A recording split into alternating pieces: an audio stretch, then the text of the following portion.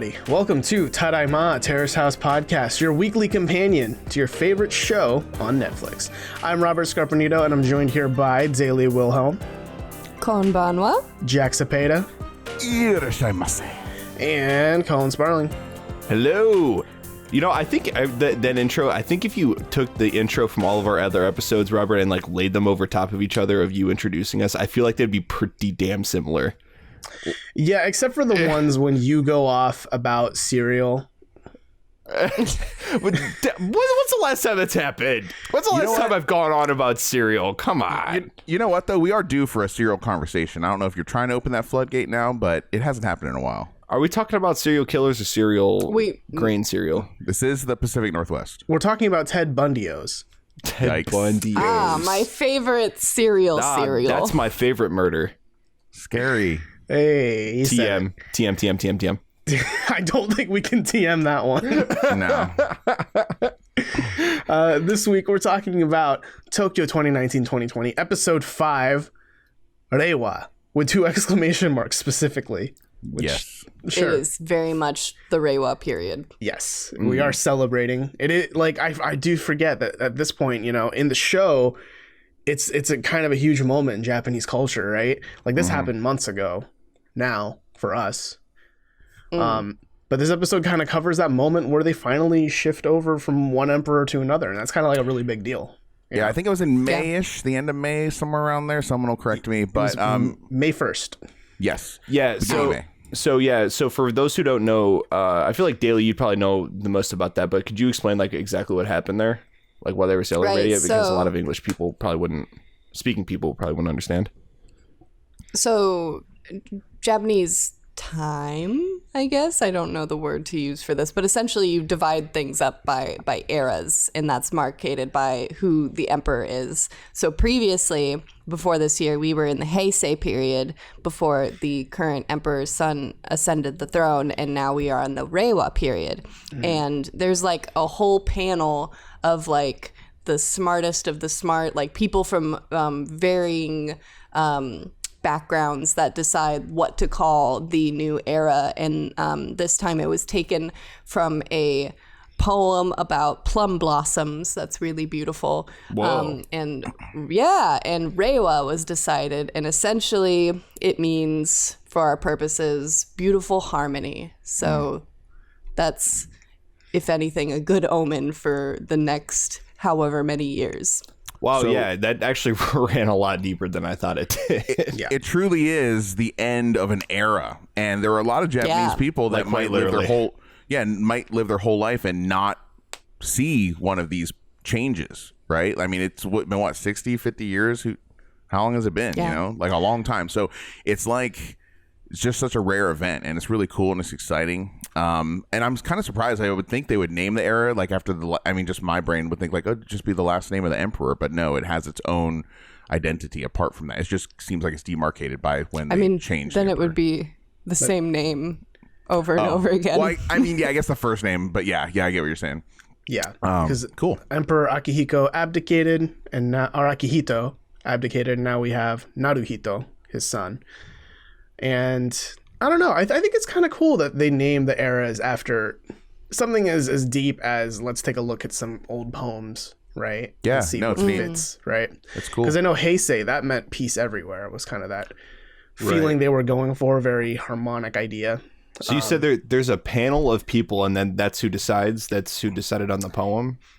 Yeah, it's like they choose like professors of literature and poetry, and they choose, Japan has this concept of like living treasures, like people that are so talented in their field that the country wants to recognize them as like a living treasure. So like some of those people were chosen, people in the royal family were chosen. It's a big process. It's no one person that gets to decide, because it's kind of like if you name it badly, that's like the curse of the era. Like you want it to be a very positive, a very good feeling going in. Yeah, you accidentally name it like a word that means like one thing, but it also means like death, die or something. Yeah, it's like getting to be the cover athlete on Madden every year with the curse. The Madden curse. The Madden curse. the same thing. You want to avoid that. I don't know if this is the same I don't think it's the same thing. So let's get into the episode, shall we? Let's do we it. Open up with the panel.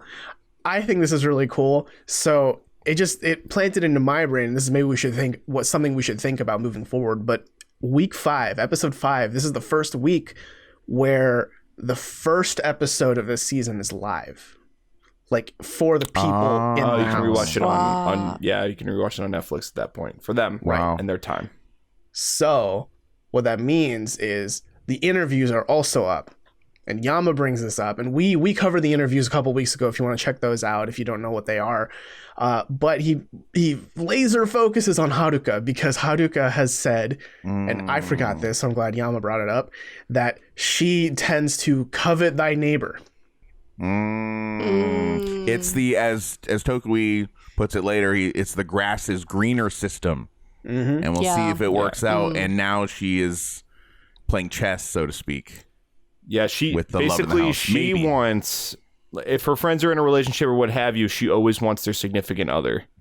She's jealous of what she can't have. And this isn't speculation. This is coming straight from her. She was speaking from experience. Yeah, she has a tendency to want what others have, I think, is what is close to what she said. So it's pretty plain. So that's pretty telling. At least she recognizes that about herself. Yeah, but it's not a good thing to. No, I can't say it's a good thing exactly. The thing with that is if you recognize that about yourself, but then you incorporate it as like, that's just part of my quirky personality. Oh, yeah, I'm just a piece of shit. Yeah, I'm kind of a shitty person when it comes to relationships. A little bit. Fair warning. Yeah, was she talking about love specifically or just things? Because everyone wants things. That's how you kind of figure out what you want, is you see if someone else enjoys it. You know, so but if you're talking about love, then that's problematic to say the least. Yeah, like what if you got in a relationship with someone and they're like, yeah, I'm probably gonna cheat on you, but like, hey, I'm letting you know. Full heads up. Yeah, full heads up. I'm Full probably disclosure. gonna cheat on you. She's been dating a guy for a year and it's like, hey, do you have any friends of yours that have hot boyfriends? Just asking for a friend. Asking for a friend. Yikes. Excuse me? I feel like, is that a subreddit r/asking for a friend? I feel like that should be, if it's not already. Maybe. If not, go start it. All right. I mean, there is r/no stupid questions. So that's true. It's kind of the same thing. Yeah. We cut to the kitchen. We start the scene off with the girls in the kitchen itself, and we see Kenny and Ruka, I believe, staring at the ceiling in the living room like they just got blazed out of their minds. It was kind of great. Yeah. I love that scene so much. And then everyone in the kitchen proceeds to talk like they're not even there. Yeah, the girls talk a little shit about Kenny. They kind of joke because they've also seen these interviews now, and they joke about how Kenny said, "Hey, I wouldn't want the girl I like to see me perform live because I want them to fall in love with Kenny the person, not Kenny the musician." So we have chided him about this on this very show when he said that that's why he doesn't go on early dates to karaoke, because he doesn't want a girl to hear him sing and then like him because of that. And it's like, dude, like, it's kind of sad, right? Because I don't think that this belief that Kenny has just kind of manifests itself out of thin air. Like, I think he's speaking from true concerns he's had from probably maybe one or a couple previous relationships. You know, like, it seems like it's coming kind of from a point of pain. Yeah, I don't think you just know something like that or think something like that without having some sort of experience. Yeah, so it's kind of sad because it's like, listen, I know what didn't work in the past. I know where relationships went, you know, a negative way, a negative direction, and really hurt me, and I want to do what I can to avoid that, and I'm trying to control that from happening again. And so he's just really kind of blunt with like, hey, this is why I'm not going to do this. But it's just it's not the way you say it, it's how you say it, right? Because it's coming through, it's kind of comical. It's 100%. Cocky. It's kind of like, at least to my memory of the interview, he was a little bit melodramatic about it, for sure. I really liked that Kaori, she's so talented. She's also good at impressions. Like, her even doing like the body language of like Kenny talking, and it's like, well, I don't want anyone to like hear me. Like, she like lowered her voice and was doing like all the like boku wa, like very male speaking pattern. It was really, that was hilarious to me. And obviously they could hear her in the living room. Like, they could hear. Kenny probably heard her impression. Because that's they point that out later that like they're just talking and then they say something like, "Hey Kenny," at the same volume, and he's like, "Yeah." So or it's "Hey like, Ruka," he definitely, "Hey Ruka," Yeah. Oh yeah, it was Ruka. It's Haruka. She asks Ruka, "Hey, you want to go to a race? There's going to be motorcycle races too," but he's busy. And then they respond. Yeah, he responds, but he's busy that time, right? But so we see one moment of a date trying to happen in this scene, and this is actually kind of a long scene. It goes on for pretty much the majority of the beginning. Shohei comes home, and then they all kind of get together and start celebrating. They pour out some sake. They all start toasting. Shohei says, "Let's move forward," right? Like into a better tomorrow, and that kind of thing. Yeah, it was I think everyone was laughing because it was like, that's a little dramatic, but that's kind of who he is. I feel like Shoheis are dramatic on this show. Yeah. Before we move on, though, I do want to draw attention to the fact that, like, I'm really surprised personally that the hosts don't go out of their way, all of them, to watch the intro interviews. I was actually surprised. Like, you know what I'm saying? Because it seemed like Yama was the only one who really watched it. And Tori, yeah. And Tori, yeah. But I'm surprised, like, it's not a point for them to sit down and watch all of them so they're prepped for the show. Yeah, I think they're just so busy. I mean, I know Tokui, for one, has a lot of work they does aside from Terrace House, so I think they're just all workaholics kind of, and they're don't have time to binge watch, right? They kind of made fun of Yama because he wakes up early to binge watch Terrace House. And there also might be, this is just maybe a little bit of a conspiracy theory second layer behind the music kind of thing. But it could be that maybe they have all watched it, but there's a more interesting conversational discussion dynamic when it's two people revealing the information and everyone else reacting to it. You know? Yeah. I mean, because all of the hosts definitely have like their bits and their characters that they do pretty consistently, and they're pretty forthcoming with making you aware of that, though, too. It's not like everyone's in on the joke. It's like a meta game almost. Yeah. And I think it fits them because Yama, he researches a lot only because he wants to break people. He wants to find their tics. Whereas with Tori, she researches a lot because she's kind of like the guiding light of the show, you know? So it kind of makes sense that... Boy, is she light. Mm-hmm. So... She's the one pure part of all this. I don't know. She's losing that innocence slowly but surely. She's regained it because she chided Tokui earlier this season. It makes sense. I can't wait till Kenny goes and sees that part where the girls are kind of teasing him at the table. Same. Because like we said, he's gonna say, I didn't even think he about had to have that. been able to hear them, and he's just kind of, as you was putting it, is putting on an air like he doesn't hear it, or isn't really paying attention, or too cool or whatever. So yeah, do you think he's gonna care? I think he's Armand, like I said.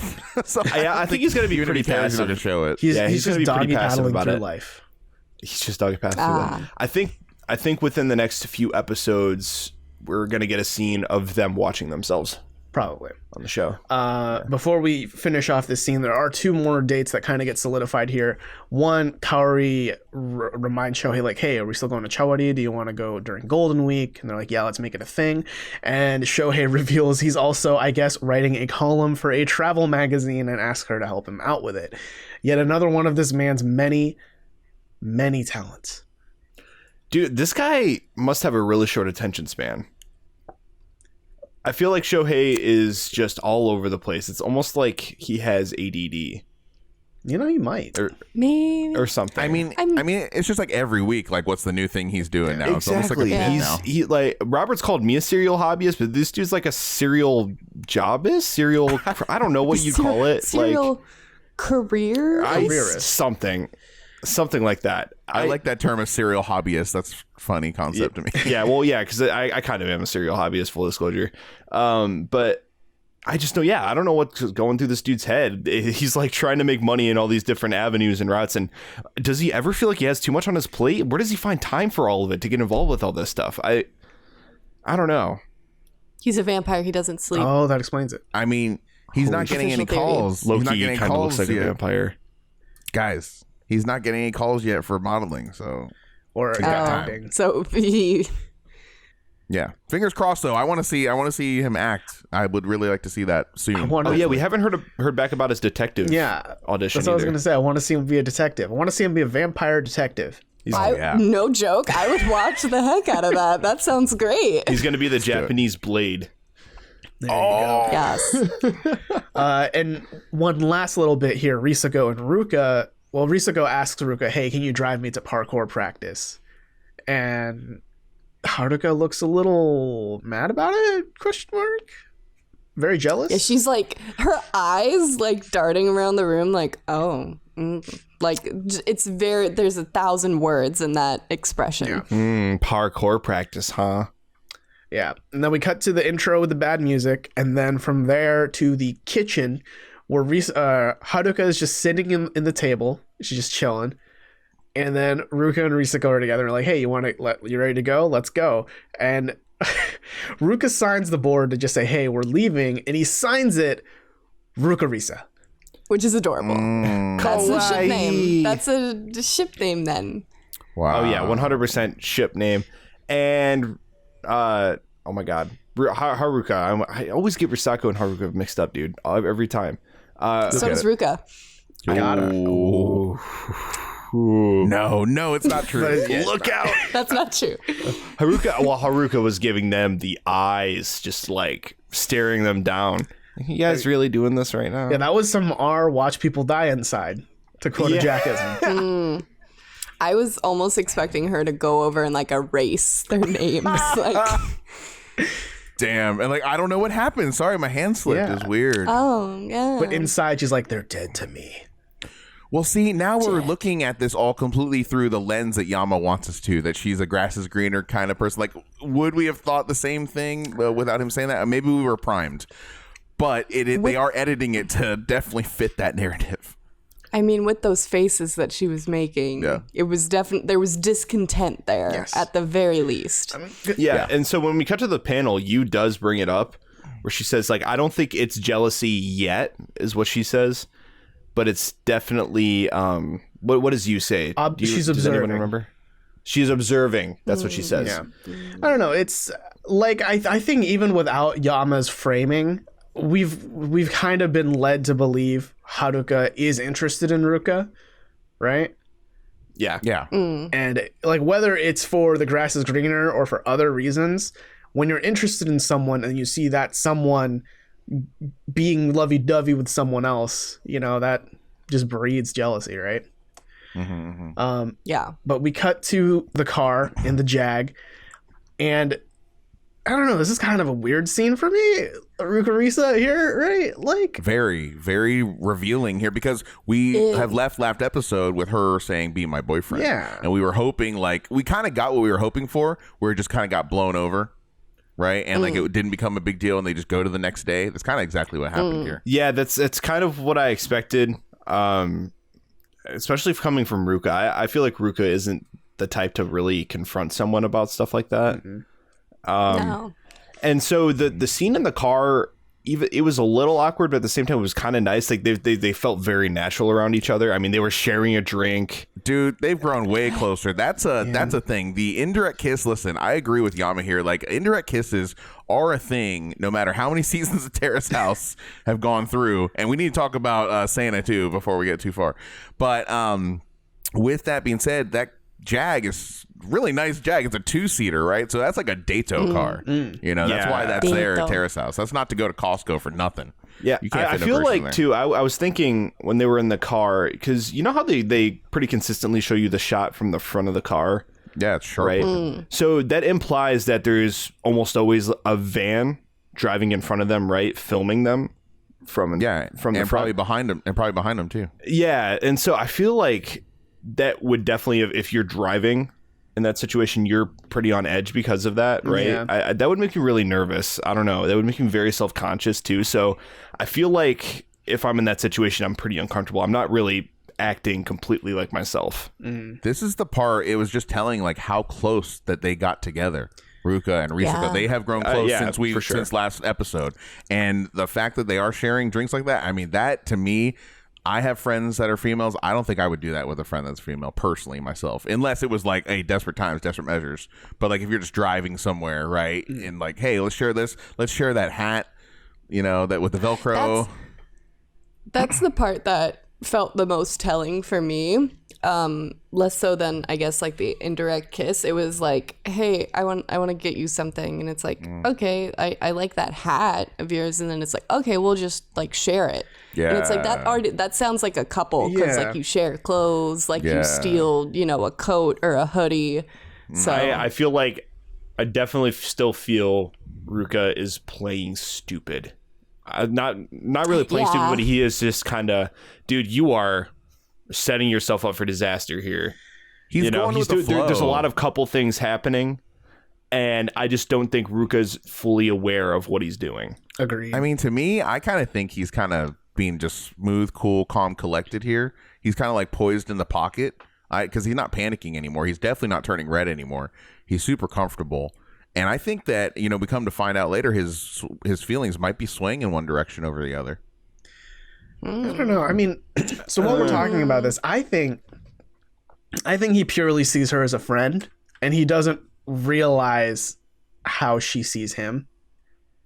Because right, like the thing I want to point to is, I mean, this is later on in the episode, but when they're at dinner, they're eating together, and they have that little cute exchange that's like, oh, I want to go rock climb, or I want to go bouldering. Oh, well, I want to go parkour. Oh, well, I want to go skating. And they're like, okay, on the count of 3, let's just say what you want to do. Saying no, like that whole thing. Oh, so cute. Gross. Okay, so when I saw it the first time, I was like, okay, this is kind of cute. It's a little lovey-dovey, sure. And then when I saw it the second time, I got this weird vibe that these were like 10-year-olds just like playing at the playground. And that made me think, Ruka totally sees this as a friendship. That's why he's not turning red, because he doesn't see Risako as a potential partner. Oh, yeah. But Risako, if it came down to it and Ruka said, hey, be my girlfriend, she would say yes in a heartbeat. Yeah. Like, no questions asked. Right. Oh, yeah. I don't know. Yeah, so, I don't know. I think it's going to end in disaster, this whole situation. I want to present my contrary point here. So why I think he might be swaying, and again, this is a little bit later in the episode, but there's that scene in the boys' room where Ruka's sitting on the floor and Kenny's on the bed and Shohei's on the bed. I know exactly what you're talking about. And they're talking about it. Yeah, they're talking about it. And it definitely, I get the sense that Kenny and Shohei want Ruka to ask Haruka out. Right, they want, and they're encouraging this, and you see Shohei also kind of looming at the table again behind his laptop, behind his cell phone, kind of like smiling when he sees Ruka and Haruka speaking together on the couch. But they really want to push that narrative. They're hoping for it because they think that Ruka wants that, and really that's an end goal for him that he just can't muster up the strength to do that yet. But what does he say? Right, he says, "Well, I think I moved too fast with Haruka. Me and Risako really." I can't remember the exact wording, but it's really natural speaking with her. It's really comfortable was the sentiment about it. And so, yeah, it could be friendship, but I mean, he said the fact that he said he feels like he's moving too fast with Haruka is like, why would you say that unless he was maybe considering something with Risako is my thought. Yeah. So when he said that, the way it came across to me was he's just overthinking the stuff with Haruka. Right? Because I think it's because he actually likes her. He's overthinking everything he does around her. He's struggling to ask her out, and he's really nervous about it. And I mean, he was just having casual conversation, and he's saying that's moving too fast. So, and that's definitely it was just riding in the car with her. Yeah. So there's definitely something to be said for wanting to have a relationship that's more based on like, oh, we're like really good friends, we can like talk to each other, I'm not nervous, versus like, right, I cannot function by this person. Yeah, and that's kind of what I'm getting at, but I don't think he's making those connections in his head yet. You know what I'm saying? I don't think Risako and him being like, she being easy to talk to for him, as opposed to Haruka, where he's struggling to even get a word out in his mind. Even though Haruka actually is starting to like him. Like, I don't know. It's just this weird, almost, will they, won't they, almost cat and mouse sort of. I don't know. It's really strange. Yeah, I feel that. Yeah. I think we're just going to have to wait and see what happens here. I'm of the position that I think Ruka is, I mean, he's still a child. Literally. He's 20 years old. I think Maybe. for him, romance is this idea of, if I'm blushing around them, that means I like them. And the idea of I'm comfortable around a girl and that means I can date them hasn't really hit him yet. Like to him, there's no passion to it. So why would that be a romance, right?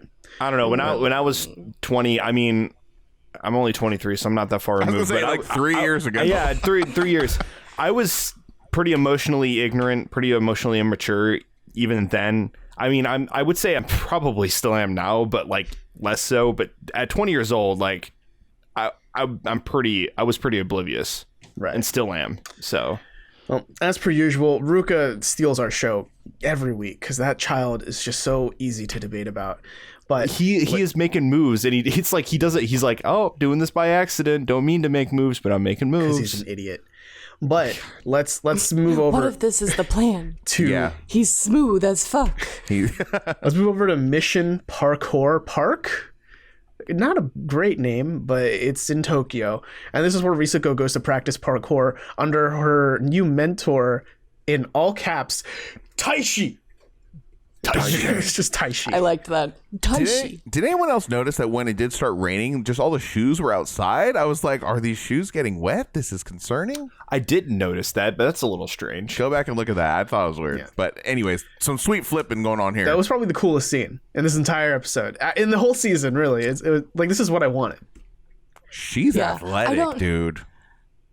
I don't know why it didn't occur to me that it's like, I always see like, parkour videos and stuff that it's like, out in the world, like just flipping on top of buildings and in parks. But it's like, no, there's like dedicated facilities for like practicing parkour. Yeah, I was in the same boat, Daily. I had no idea. I was like, it didn't really click for me that would be a thing. I was like, I mean, there's gymnast type gyms, right? Where, gymnasts go to practice. But it never occurred to me that like dedicated parkour gyms were a thing. Right. Yeah. I mean, as someone who works in business like full time, like, I wondered when she said I want to do parkour, like I was thinking like, well, okay, can you make money from that? How can you do that? Like, where is that? And I guess maybe the money isn't necessarily, I mean, maybe for the top 1% that can get a corporate sponsorship or something like that and do a commercial, maybe that'd be cool. But like maybe the money's actually in just opening schools and teaching other people how to do it. Yeah, education. That's where you make your money in parkour. That's certainly part of it. I feel it almost kind of reminds me of to a lesser extent like wrestling, right? Real wrestling. People that go into like college, they do wrestling, and I mean, not often are they going into like pro wrestling, i.e. WWE. It's more so just like they usually go into coaching. They usually go to MMA now. What's MMA that? now. MMA. Yeah. MMA is usually another option, but yeah. Otherwise, though, a lot of them just go into coaching. Yeah. So maybe Risako will go into MMA. Dude, her skills parkour around the what is it? The octagon. Yeah. Good job. Good job, Robin. I'm proud of you. But the scene where they're showing her in slow motion, I was like, man, this chick can flip. Yeah. She's flipping awesome. Yeah, she's pretty cool. I dig. Even though apparently that's not good marks for her. She says later on, it's like, I haven't been doing as well in parkour. So I'm like, are you kidding me? Look at you. I was like, did you see what you were doing? But I'm sure it might also be like, since I don't know damn thing about parkour, so it looks cool to me, but to the trained eye, like Tai Chi. I like how also that he tried to show her the one flip and then she just like went ahead like one or two steps. He's like, please don't do something before I teach you how to do it. Yeah. Chotto mate kudasai. But the next scene here, Shohei and Kenny are cleaning the pool, and this is just a weird insight into the way Kenny thinks. Because I think he's a weird guy, and I think I like him, but not quite sure. So he's a little strange, but I like him. So they clean the pool. Shohei asks, "Oh, how was the date?" And Kenny's first reaction is like, "What date? Oh, like the live show?" Oh yeah. Wow. That's fucking cold, dude. That's telling. Yeah, but he says he's still like, he thought Haruka was pretty. Didn't really say much else beyond that. Haruka walks in, comments on how they're cleaning the pool, and leaves. And then Kenny says, this is maybe Exhibit A, and Kenny's a weird, maybe leery dude. He says she's even more pretty from below or something like that. Like she's still cute even from below. Pretty, yeah. Okay, man, we get it. Sure. That's weird. Okay. It's important to be physically attracted to someone, like sparks. This is our first indication into what the hell is he thinking, because he does not let that loose very often so far. Yeah. So it's like, I don't know how to read this. Is this that he is interested in Haruka, or does he just think that she's super cute? Or maybe it's only from below. I think only from below is she super cute. I think that my takeaway was that that was kind of his like, hey, yeah, I'm into her. She's really pretty. I would go out with her again. But he is hard to read, man, because he has those moments with Kaori that keep coming up too. He's as deep as that pool. It's funny. A very deep pool. I was thinking it's kind of like a drowning hazard. Like it's like there's only those two ledges on the edges there, and I was like, damn, for a small pool, it's really deep. It is very deep. You can cannonball in there. I think when I'm thinking back to this episode, we do get quite a few scenes with Kenny in this episode. Like he gets quite a bit of screen time, all things considered. Yeah, and I actually like him in this episode. I do too, but he doesn't do much that's really worth a damn, other than the scene that we'll talk about. Ouch. Where he sits down with Risako, and he gives her life advice. Yeah, I mean, he had a concert, dude. What the hell? Well, okay, so let's jettison to the. He does have the concert. Yeah, let's jettison to the Risako scene, right? So it's the kitchen. The boys are there. Risako's there. Risako's wearing Ruka's hoodie. There you go. They're basically dating at that point. I mean, come on. Dating, right? Come on. They're dating. Dude, he is setting himself up for disaster. Yeah. If he breaks her heart, that's going to be a super dick move. He's going to be the villain. Point. Oh, he's 100% going to just smash her heart to pieces. No, smash maybe, but I don't know about that context. But I get it. I see what you did there. I get it. But this is where also that whole, like, let's say what we want to do at the same time, thing happens. And then Kenny comes home and Risako gets very excited. She's like, Kenny, I need to show you something. And this is coming from someone who has watched enough anime to kind of follow Japanese tonality. Not quite understand it, but she tells the story about how she got all these letters from her kids, which is like the last day of her teaching them.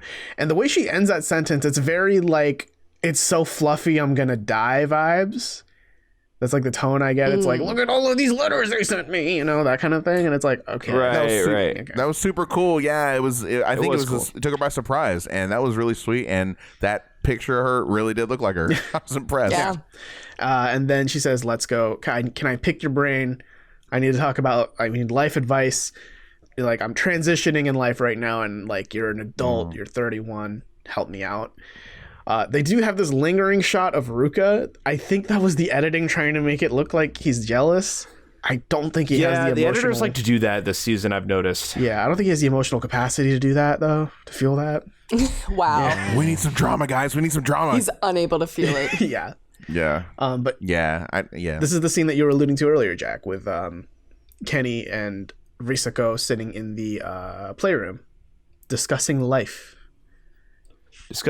Yeah. And when I was talking about Kenny earlier, I meant like saying stuff that was worth the damn. He got a lot of screen time and he did have the show and everything, but I'm just saying, like, I feel like we didn't learn a lot about Kenny until this scene. He doesn't show his cards very much. That's what I'm saying. Yeah.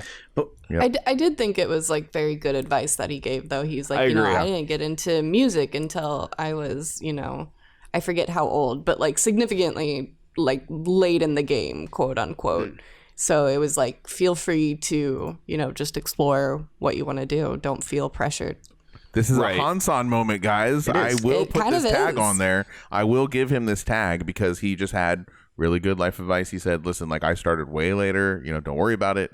And he said that she was lucky that she knew what she wanted to do so young, because so few people do.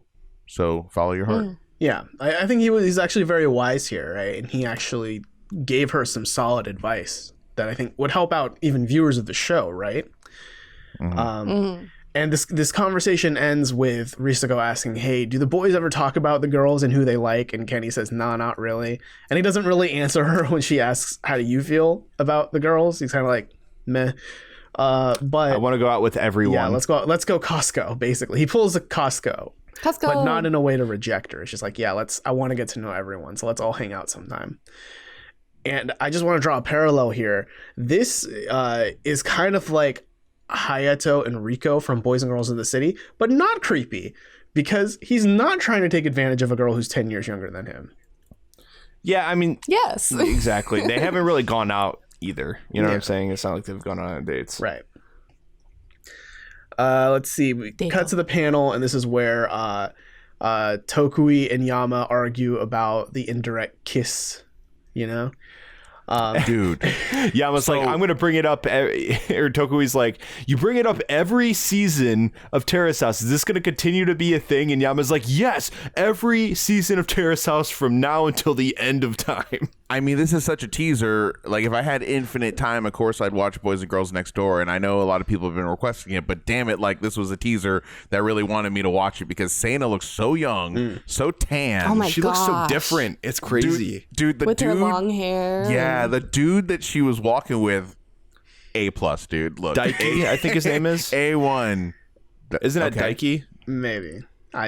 Because she shows up with him in, I think, Aloha State. Right? Maybe. I've been purposely blocking as much BG&D as I can. Yeah. I'm trying to until I actually go and watch it. So I'm trying not to know too much. But the glasses, the backwards snapback, the friggin' long hair, the chocolate ice cream swirl. But it's like, yeah, listen, guys, if you don't think there's something with an indirect kiss, would you share? Just ask yourselves, Robert and Colin, would you share a single cone of ice cream with each other? No. Fuck no. Fuck no. You wouldn't do that because it's an intimate thing. You know, I wouldn't really do that with a friend that's a girl either, probably. No. So, hey, let's get our own. No, Jack, you don't understand. Even if I were married to this girl for 10 years, that ice cream is mine. I know. Just to a assert general rule. dominance over that ice cream. Just a general rule, I don't share ice cream because I love ice cream and I want it all for me. But it's like, yeah, you got to put your tongue on something that now is the exact shape of someone else's tongue. You know, you got to tongue down that ice cream. Mm-hmm. It's so eloquently put, but it was a funny clip to see, right? Daily, you're just sitting there with your tongue out. The next Talking scene, about tongues. We are. The next scene is a twin ring motegi. Is this racetrack? Drag racetrack in Tochigi, I guess. Yeah, there's some ass a lot of rock that type playing. of music. It's really bad. Yeah. It's like, this is drag race music. Yeah. I've heard butt rock, but I've never heard ass rock. It's ass rock. And I think there is a computer like motherboard company. There is Ass Rock. Yeah, I have one. Yeah, so they just throw a bunch of motherboards at this scene. And beautiful. Yeah, and this is where Haruka is doing the drag racing. You know, we see her burn out. We see her take life 1/4 mile at a time, even though it's actually a 1/6 mile in this. Yeah, 1/6 mile. But so Vin Diesel said quarter mile. This is where my ignorance, my self-professed ignorance of Japanese culture comes full bore here. I'm like, wait a second. They have drag races. They have American muscle cars. They listen to the same butt rock, ass rock that people here in the States do. And they do this in Japan. I was like, whoa, we are way more similar to Japanese people in America than I ever suspected. I was half expecting to hear "Fuel" by Metallica. Did you guys notice? Go ahead. I feel like there was some glaring differences though from what I've seen from American drag races. There was no one shirtless guzzling Budweiser. I didn't see really a single beer belly or an American flag or a Japanese flag for that matter. Yeah, that's true. Yeah, that is very true. Did you guys notice the weird thing about Haruka's car? Anyone notice it? It has 4 wheels. Her wheel is on the left side of the car. Go back and watch. Oh, she's on the American side. I was like, is this? Well, I mean, it is an American-made car. Is this street legal though?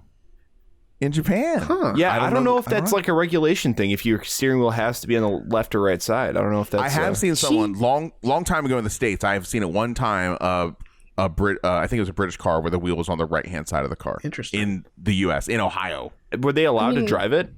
They were driving it. I don't know if they were allowed to, but they were in front of us.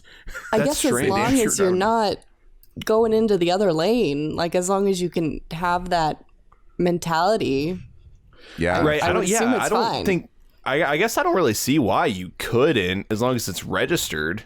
I just assumed if she had a car, even if it is an American car, if she had it in Japan, I would just assume it'd be on the same size as everyone else. So it was a surprise to me. I mean, yeah, because you can drive tractors technically on the road. I mean, as long as they have all the proper lights and licensing. Right. Yeah, it's an interesting thing. I mean, it is interesting as well because you also look at the car and it is in kilometers. Like the speedometer is in kilometers per hour, not miles, right? Maybe that's the baseline. Weird. It's like you can't have that so that you're not like, oh, I didn't realize I was making the calculation in my head wrong. Oh, it just said 40. I'm going 40 miles per hour. That's fine, right? No. 40 degrees Celsius. That ain't hot at all. 40 degrees Fahrenheit. So she ended up actually getting disqualified, right? Because she ended up going at it was 11.2 seconds is what she ran on the 6th mile. And so that was too fast, I guess, for her class of cars. So she got disqualified. What the hell? Yeah, this is not what I know about racing. I thought the whole fast point was to go fast. And that's what I'm saying. I'm like, I didn't know that was a thing to have you can only go a certain speed for a certain classic car. I think it's a lot like boxing, right? There's like featherweight, lightweight, bitch weight, heavyweight, right? Like there are all these different weight classes. Hold on. Yeah? Hold on, roll back here. Heavyweight? What were those classes again? Heavyweight? Featherweight, lightweight, featherweight, Robert. Bitch weight, heavyweight. I've heard of bitch weight, but like featherweight? We've established that Robert doesn't know anything about sports, guys, okay? Yeah, look, I know kickboxing. All they do is kick each other, no fists. But no. Actually, it's a double. It's actually only double amputees can enter into kickboxing. Oh, no. They have the gloves. They have the gloves on their feet. 'Tis but a scratch. Dark, guys. This is getting dark. Yeah. Anyway, so in boxing, right, they have different weight classes. So you wouldn't pair up like a 240-pound mountain of meat against like a 150-pound featherweight dude. So So you're saying then that she is trying to like kind of game the system here and have a stronger car than she should? I think she got lucky that last time because the first call, I think she did 2 or 3 races, and the first 2 times she qualified. Yeah, I don't think it was done maliciously, but look, I've played a lot of Forza in my life. I know everything about cars. Taught me everything. At least in the game, they rank cars by like different ranks, like classes. Yeah, classes. So a C-class car could only race with other C-class cars because that just makes sense. Like you wouldn't put like a Ford Raptor against like a Lambo. Yeah, I guess the system worked, right? Because it caught her. Yes. Because her car was too strong. She went too fast and she got eliminated. She was salty about it. She'll try better next time. Yes. I liked seeing her race. I thought it was cool for the first time in Terrace House to have a drag racer and then also to have it be a female was cool all around. Definitely. And so the scene that so what a lot of people don't know is like, so when at the beginning of the race, she actually like spun her tires out and smoked them. Like she was like burning her tires out. And she actually does, you actually do that in drag racing on purpose. Because the tires for traction. Exactly. So yeah, basically they put oil on the tarmac and you spin the tires to get the tires slightly melted. So when you pull off the line, the light goes green, your tires have more grip to them. So you're not slipping and sliding. Mm-hmm. Don't try this at home. Yeah, drag racing. The more you know. I liked seeing her with like her buddies, which one man is like somewhere I'd say in his 60s and the other guy is like maybe in his 40s. I don't know. I'm bad with ages, but it's like these are the people that she talks about, like that are her friends that she hangs out with a lot. Yeah, and that was just like interesting to see that relationship because she keeps saying that she's like an old man, but I think this really proved it. It's like, yeah, you're an old man hanging out with these old men. I think they were probably a little apprehensive about her at first because when they first were becoming friends, I feel like there was moments where she had to like prove herself.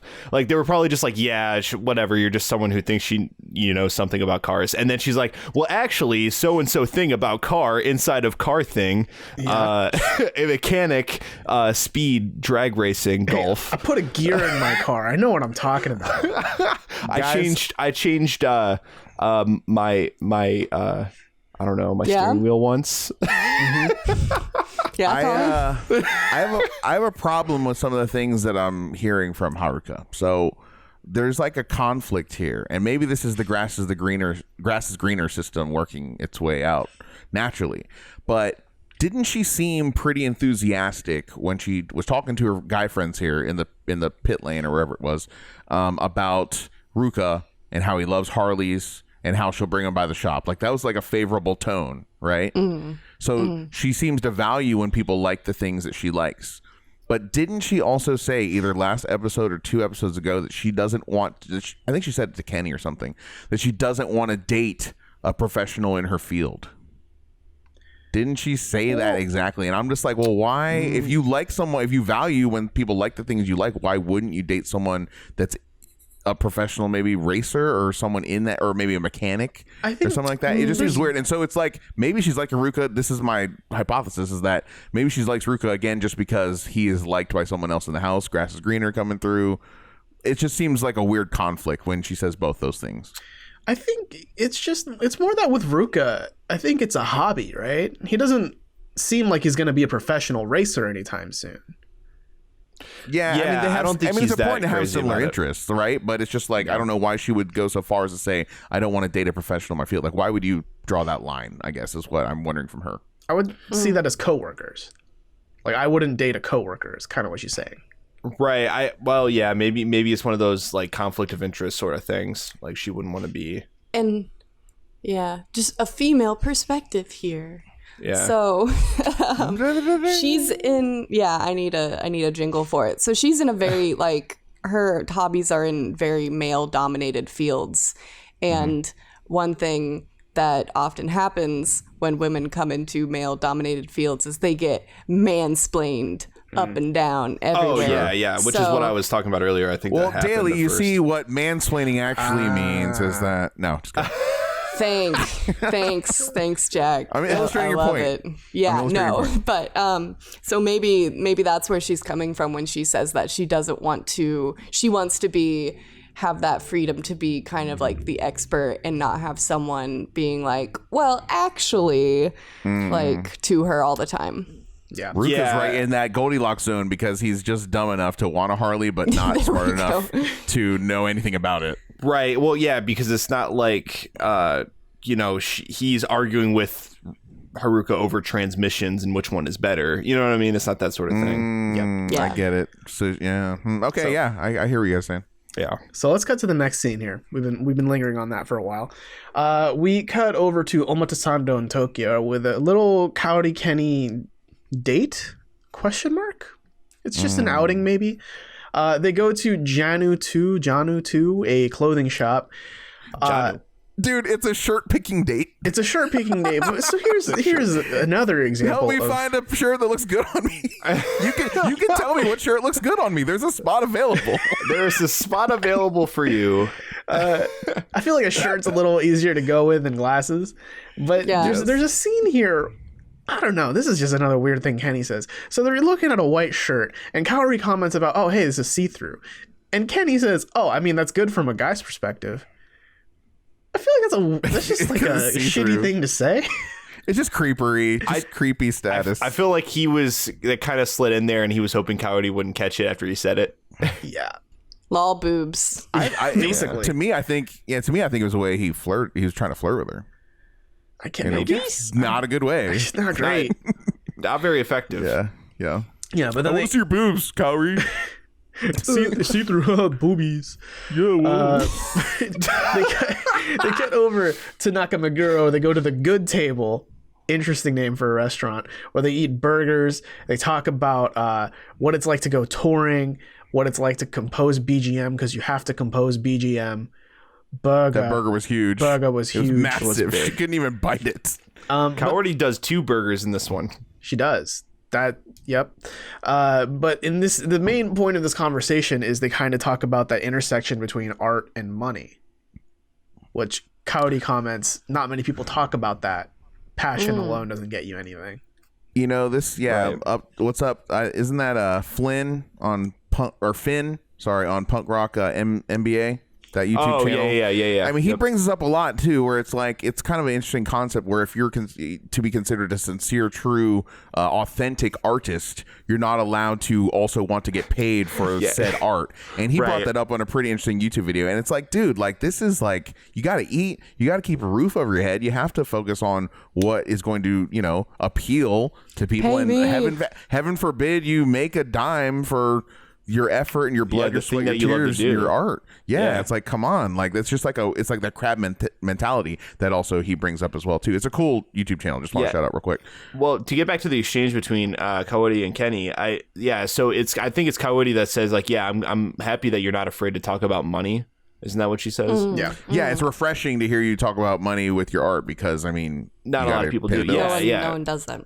And I guess that's cool with Kenny because he talks about what he does from a practicality standpoint. They just vibe really well. Like their worlds, it's a Venn diagram. They definitely have a lot in common and are able to speak really freely about that.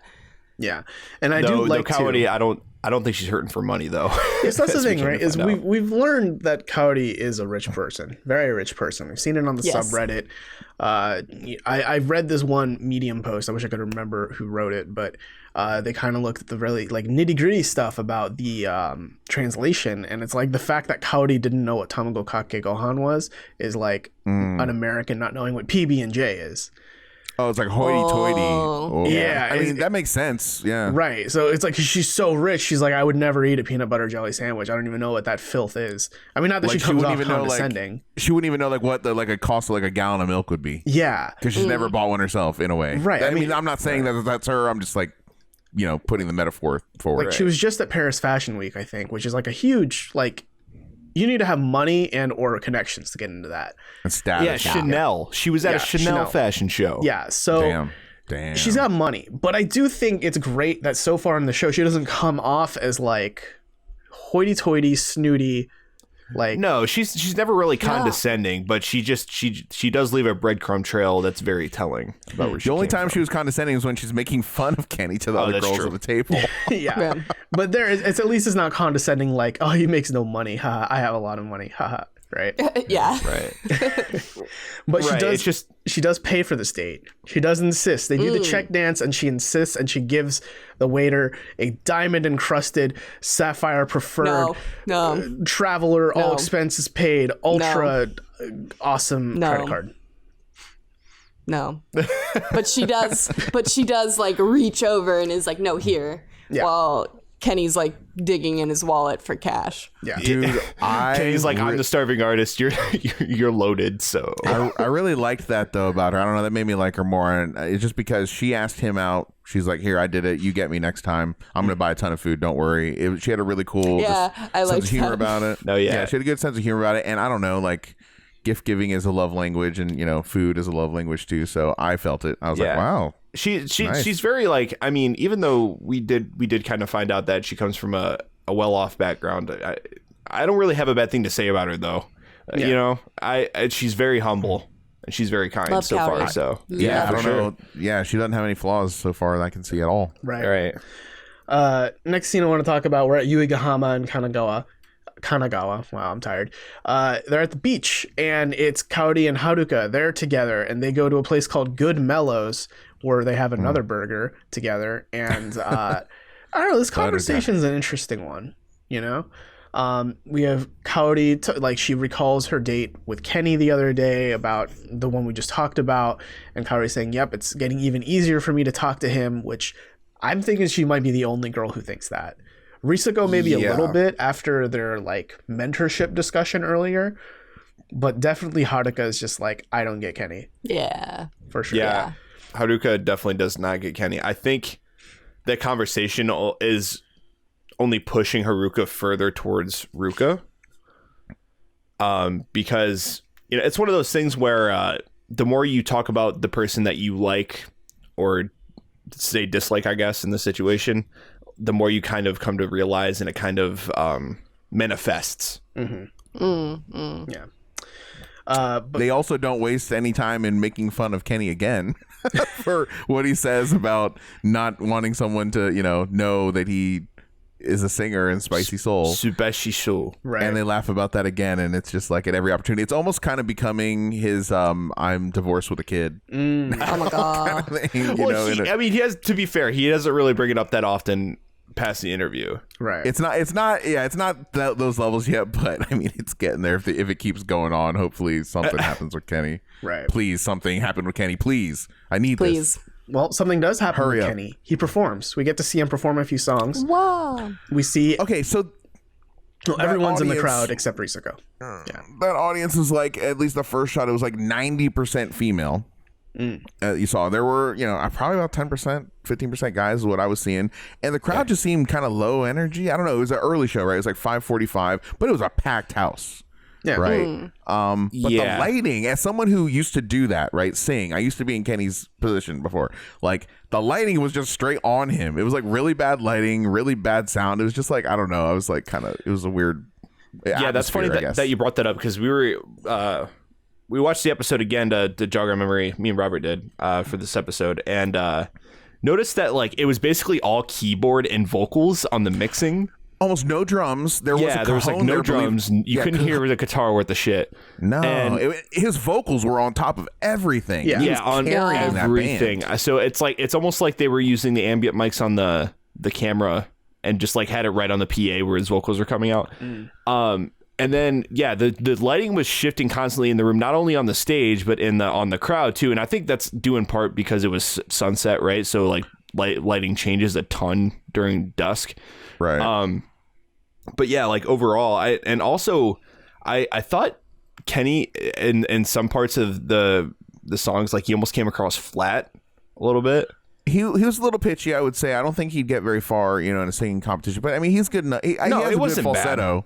He has a good falsetto. But I mean, for as far as Terrace House musicians go, this is a subject that comes up on the show as well too. Just because you're a musician does not make this easier for you. Actually, musicians have a really bad history, a bad what's the word? Record, basically. Yeah. No, I get it. Yeah, for how they're.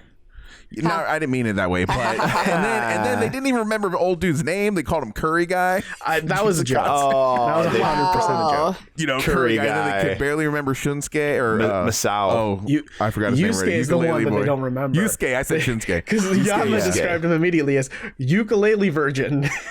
Ukulele version. Dude, I feel bad, man, because he still watches the show. Yep. Yeah, I will say though, like it definitely, that place was packed. The Spicy Soul show was packed, and I think part of that was definitely like the whole Terrace House thing. I think the producers kind of put the word out about the show, and they pulled a little bit of a crowd because of that. And the thing is about Yusuke, just as pull this out real quick, he still follows Terrace House very closely after his time in Aloha State. He saw that episode. Oh yeah, where he got called the ukulele version. I'm just like, dude. Daily, you need to watch Aloha State just for the Yusuke arc. Eventually, the Yusuke arc is just ridiculous. That's the beginning of the show too. It's so close to the beginning. It's like the first one day. first I was gonna say, I know who we're talking about. Oh, okay. Like, I've seen he is him. one of the first people, isn't he? I've seen the introduction. Yeah. Good old Eden Kai. Oh, he gets done so dirty. Yeah. No, I like him. No spoilers. So let's cut to the very last scene in this episode, in the kitchen with Shohei and Kaori and Haruka. Kaori says she's going to Karuizawa. That's cool. Hey. That's just neat. Shout out, opening your doors. I mean, we visited Shonan before, right? And I guess, has anyone gone to Hawaii since Aloha State? I can't think of any time. But, they visited old Terrace House stomping grounds before. I just think it's like really, for us, it's kind of cool because, Karuizawa is where we started. And it's like, oh, cool. She's going back there, see some friends. Yeah. The ghost of Yui. Oh, no. Oh, my gosh. Yui's the friend. Don't open. Oh, my gosh. No. Shit. She's there staring. Tomodachi janai. Judging quietly. Yeah. But Haruka says, oh, I need something to do this weekend, but everyone at the table seems to be busy for that weekend. But Shohei does say, again, another one of the things he wants to try to do in his life, I want to learn golf. Haruka, can you teach me golf, please? So they make plans. So they go to a driving range. Not yet. They make plans to anyway. Yeah. But yeah, they make plans. Let's go to a driving range. And I love how Haruka's first question is, oh, do you have clubs? Like, assuming someone who's getting into a hobby is like, oh, do you already have the expensive thing? He's like, Ellipses, can't you rent them? Maybe she was quietly trying to shoot it down. Yeah. Do you have Like, we don't have clubs, so we can't go. I think that this was good. I'm glad that they're going out though, because I feel like ever since the beginning of this season, there's just been a little bit of headbutting, a little bit of tension between Shohei and Haruka. So I hope this is a way for them to sort of put that behind them. Yeah. Yes. And get to know each other a little bit. Bury the hatchet with the clubs. Oh man, maybe I just want chaos, guys, because I want this to go really bad. With the clubs. I want this to go really bad. I kind of want it to blow up. Same. Yes. Oh God, I hope not. Just for the funnies. That's all I really want. Yes. Rustle some jimmies. But the last scene here, this is the cliffhanger they leave us on, which I think is a little weird, but whatever. Ruka comes home and he's mature now because he has darker hair and it's a little bit trimmed. So he's all grown up. I'm not gonna lie, guys.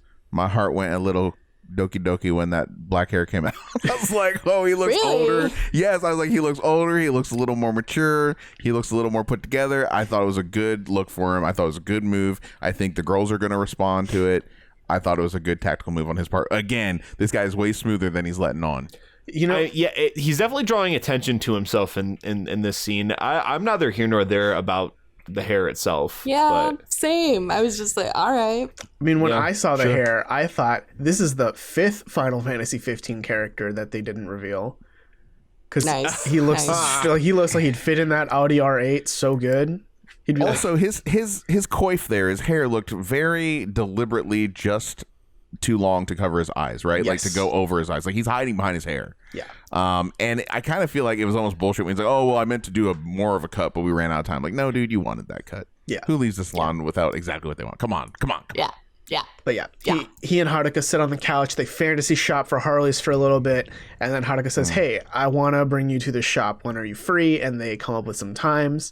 And then she leaves to go to bed. And the final shot in this episode is of Ruka laying down on the couch with like his arm over his eyes, you know? And then a cute little smile, a little crack of a smile. And at this point, I'm like, you are Light Yagami from Death Note, and you like your plans are all falling into place. It's all going according to Keikaku now, isn't it? All according to Keikaku. Keikaku means plan. Keikaku means plan. My machinations are seeing their fruition. That's totally. I don't know. Totally I think he's just on a quest to get to the Eternal Mangekyo Sharingan. Yeah. He wants to kill his brother. These words. He needs to kill his brother. He's good. Yeah. You guys lost me so hard. It's anime. It's just a step on his plan to access the infinite Tsukuyomi. Mm-hmm. Oh, thanks for clearing that up, Colin. That explained it. Anime. Yeah, basically he's become an anime character. We've alluded to the fact that he's kind of a shonen protagonist, and this black hair just... Oh, God, it's so anime. Guys, it's only the most powerful version of the Kekkei Genkai. I mean, you guys don't know this? Y'all, okay. Yeah, stop. Thanks, Naruto. But yeah, someone on the internet is very happy you're saying all these things. They're like, these guys are dumb. They don't know what the Kekkei Genkai is. Oh, these guys know about one of the biggest anime to ever exist. Awesome. Hey, listen. Everyone was Naruto running into Area 51. This is a thing. Yeah. Like, everyone knows Naruto now. It's real. Okay. It's mainstream, y'all. But I know this enough, yeah. That's the episode. Y'all have any predictions about next one? Well, Haruka seems pretty busy. She's got time on the slate with Shohei, time on the slate with Ruka. Those are pending. And then also Shohei's busy too. He's got time on the slate with Haruka, and now he's got time on the slate with Kaori too, right? He asked her out and said he has to write, and then he has to, we're going to go on this date to that one bar anyways. Do you want to come with me earlier in the day? I have to do all this other stuff. So that's like a day trip, date kind of thing he's got going on with her. So there's 2 dates at least on the slate that I can think of off the top of my head. And I thought this episode was very eventful because we see a lot of people in their natural element. Finally, we've been building up to the drag race. We've been building up to the concert. We're seeing a lot of, and we've been building up to the parkour. It all was revealed this last episode. So it was pretty chock full, packed, eventful episode. Yeah, and a lot of stuff happened. A lot of scenery changes. Like, I mean, it's funny because I think the first time I was watching the episode, I was like, I feel bad for the camera crew because, good God, they had to go everywhere in this episode. You know what I'm saying? They had to set up and tear down for so many different places. They were riding in the car. They were getting the beat shot. They were traveling all over Japan. Dude, for this episode. get a GoPro. Get a GoPro on Risako while she's doing parkour. Let's do this. Yes. Dude, that's my wish list now. That's on my wish list. Same. Yeah, for sure. I think Risako and Ruka ticking time bomb there. When is it going to blow up? Yeah, tick, tick. Clock's ticking. Only a matter of time. Yeah, it's a matter of when are we going to see it? When are we going to see it blow up?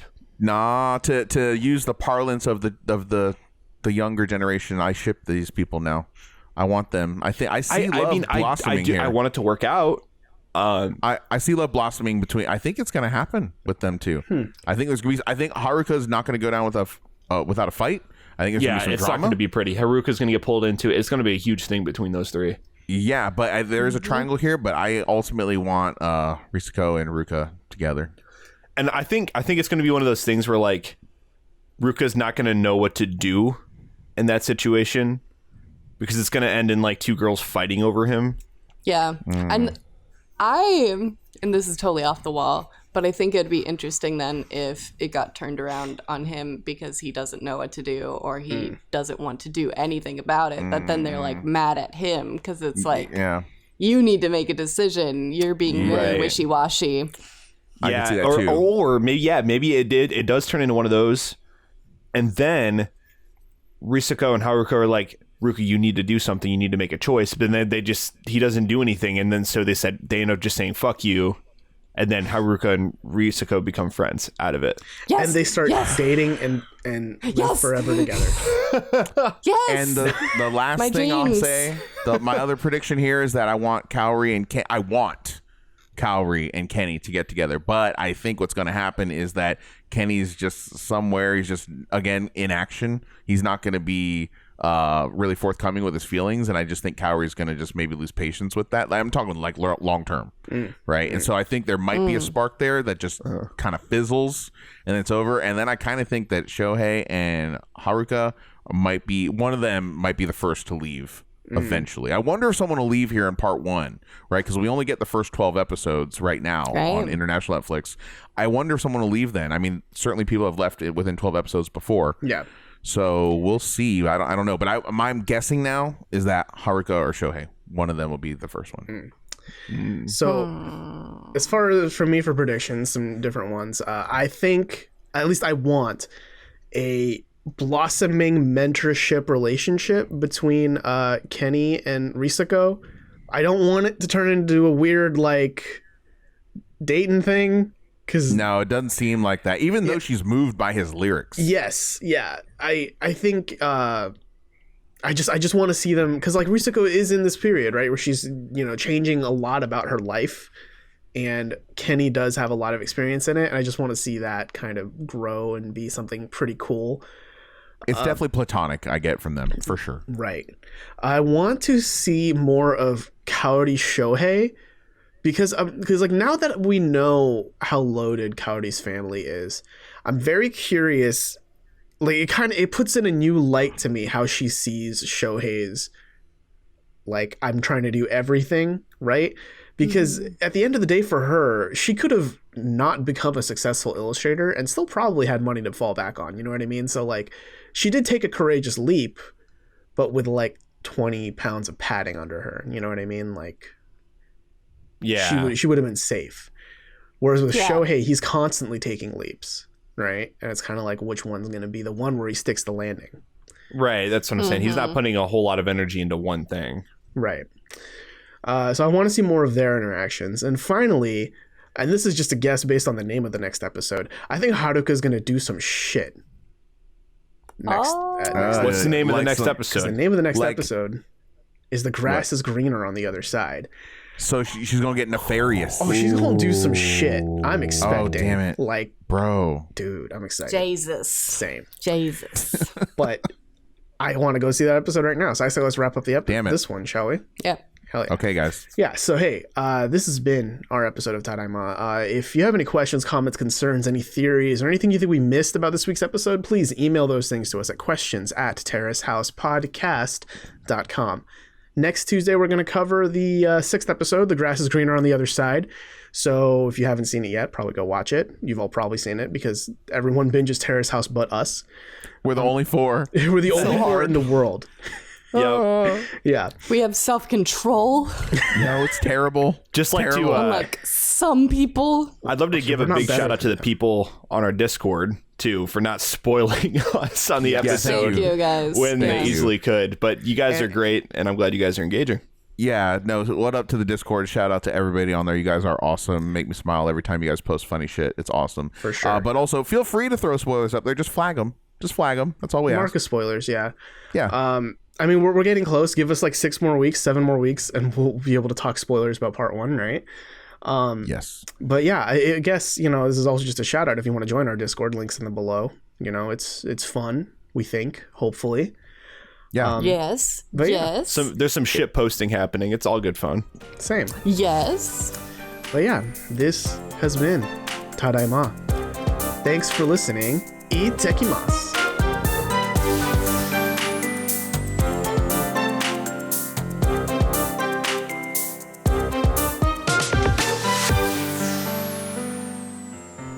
We hope you enjoyed our show. Please like, comment, and subscribe. And don't forget to ding that bell to receive notifications when we publish brand new content. Follow us on social media and check out our brand new Discord server, linked in the description below. Yeah, I think all of us are like getting over the sickness. The big sick.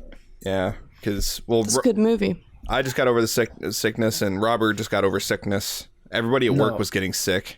Colin, I'm down with the sickness. Dude, I never knew that song would prevail decades, transcend eras.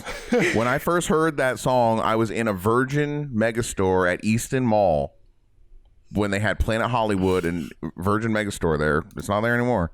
But I'd go there and I'd listen to shit like on the wall, and there's fucking Down with the Sickness. I was like, oh, that's a cool song. Here we are, fucking 20 years later, still. It's a meme The now. youth of America still talk about it.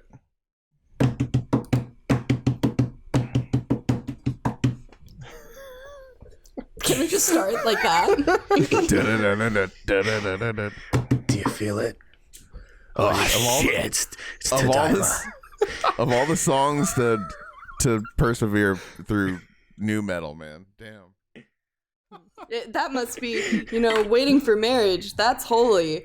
Then just like never fucking even after you're married. That must be doubly holy. Have you ever seen that? Like, it's like a Hard Times article. It's like after dinner when they start kissing, they'll pull away and Shannon will mist herself with cold water in order to take the edge off while Steven eats a raw potato in order to quell his arousal. Oh, that's good. Fuck. That's good. Yeah, when you get married, that's when you get the eyedropper out, and that's just when the guy leaves the cup in the room, and then you go in the room later and babies. Yeah. What? Yeah. I didn't know where you were going with that. I was like, eyedropper. I am really perplexed. Wow. Is that a fucking makeshift test tube, baby? Sorry, I meant turkey baster. I'm sorry. Yeah. Are you feeling a little like you're not as much of a man when you said eyedropper? Like you need, no, I've got I'm packing big. I mean turkey baster. I got a turkey baster down there, man. Canadian squirt gun. At what cost, guys? At what cost? Guys, I bought a humidifier. Does anyone have any tips as to how to not get everything in my fucking room soaked? Dude, wall mount your humidifier. Frame it. How? Like get one of those square like Malik, or I can't remember what they're called. Rami Malek? No, like those square. Get Rami Malek to hold up. Let's just take this. Oh, hey, Rami wherever Malek. we He's can. like, why am I holding this? Rami Malek, I pay you enough. You were good in iRobot, but you weren't that good. That's hilarious. He was in Yo Robot, wasn't he? The Spanish version. Yo Robot. Yo Roboto. Yo Roboto. That movie in Spanish is Yo Robot. Yo Roboto. And this is El Nino, which is Spanish for the Nino.